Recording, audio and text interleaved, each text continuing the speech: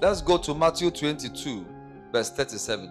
Jesus replied, "You must love the Lord your God with all your heart, all your soul, and all your mind." The next verse. "This is the first and greatest commandment. A second is equally important. Love your neighbor as yourself."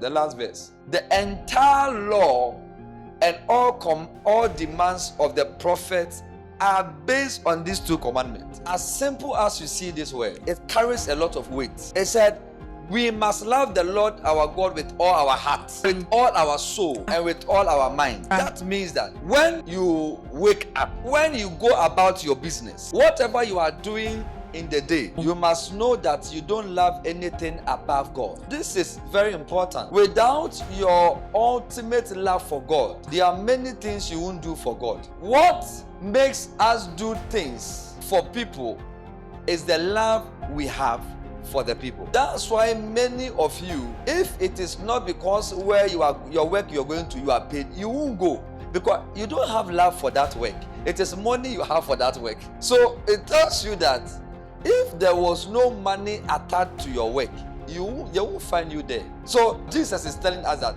for us to do things for Him and for God, we must first love God with all our heart, with all our soul, with all our mind. So the first duty of a child of God is to love God.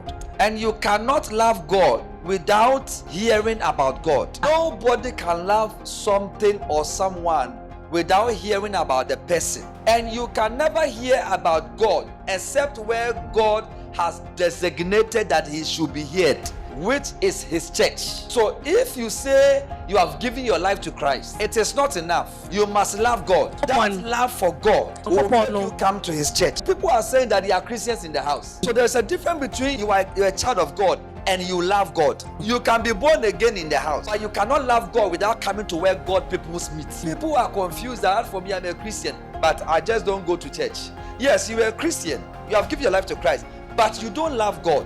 You can be a Christian without not loving God. They are not the same. Because the love for God means that you must move to where God's people are. Because God has commanded a place where His people must meet. So if you love Him, why are you not found where His people are? You can give your life to Christ and still be in the house. Give your life to Christ and be anywhere. But you cannot love God with all your heart and not be found at where God's people must meet.